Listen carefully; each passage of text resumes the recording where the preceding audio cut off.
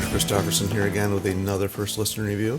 This is one that I kind of waited till the end of the day last night to really relax and chill out to, and I'm glad I did. It was a perfect album for that.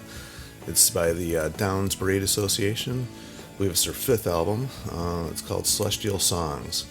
And the main people in this band is Jeff Downes, who has been in many, many projects, and Chris Braide, who I'm really not that familiar with. I know he's like a songwriter, and he probably is most notable for writing Sia's hit Unstoppable, but other than that, I don't know a whole lot about him, quite honestly. And this is like, I've got all their albums and stuff, I've just never really checked into him that much, so if anybody out there really wants to add, down below in the comments what he may have been involved in the past, I would love to know. I really just haven't taken a look much myself.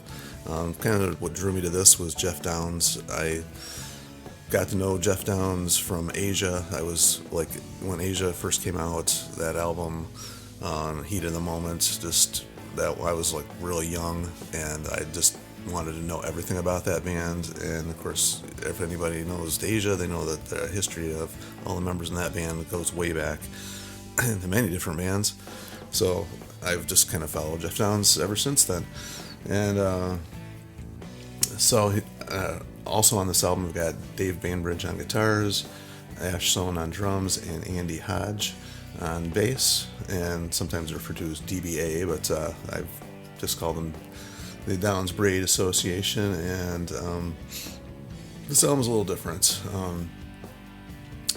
They're kind of like their past albums that have little touches of pop and progressive music a little bit, even though Jeff Downes to me isn't very much of a progressive keyboardist, even though he's in Yes now, which I still find a little odd because he's not a fancy showy player. He's more about textures and sounds and song structure, and that really shows on here.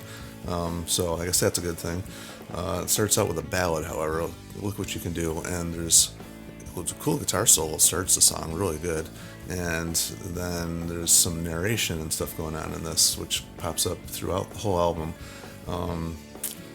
Some people may like that. I don't know. It just distracted from me. It's distracting me from the songs, and I don't know. I didn't care for that. The narration was done by Barney Ashton Bullock, which I don't know who that is, so maybe I'm missing something there. But had an English accent, it sounded to me, so this must be somebody I'm just not familiar with, maybe because from where I am, but I don't know. So as the album goes on, it just kind of ebbs and flows. It does have some upbeat moments here and there, but they're very short-lived. There's a lot of slow. In fact, there's a lot of points where it's just keys and singing, which is fine. So it's a lot different than earlier ones as far as that goes. There's a lot more slower ballady type stuff going on here. And some of the highlights, I think, on this for me were actually a lot of the slower songs, but I like the Darker Side of the Frame, or Darker Side of Fame, which is kind of like, the pitfalls of being famous, I guess. Will to Power was really good. Heart-Shaped Hole is probably my favorite one on here. It's a really long song compared to the rest of the album, I guess. It's 9 minutes long. The only other song that was longer than that was the closing song, Beyond the Stars. But and there's actually a keyboard solo. It's kind of funny. There's a keyboard solo in the middle there, and I was like kind of surprised because I'm like, man, this doesn't sound like stuff I've heard Jeff Downes play before.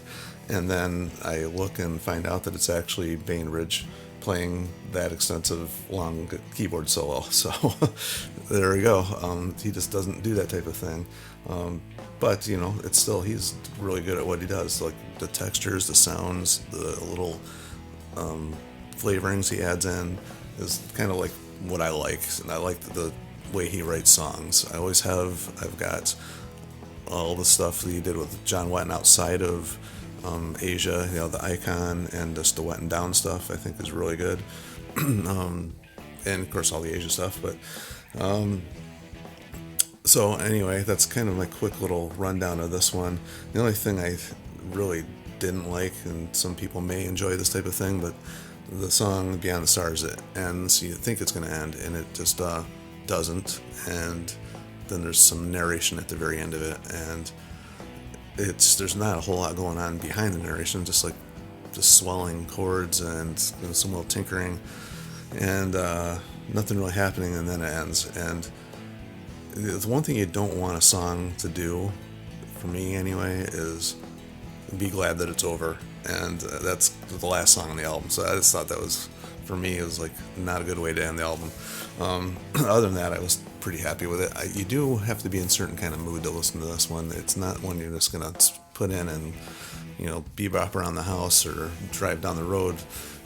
Try to stay awake at certain points driving with this going, because it's not that kind of album. But if you're in the mood for it, it's a really good listen. So anyway, if anybody has anything they want to add or share, as always, feel free down below, and like, share, and subscribe, and all that fun stuff. And until the next one, we will see you.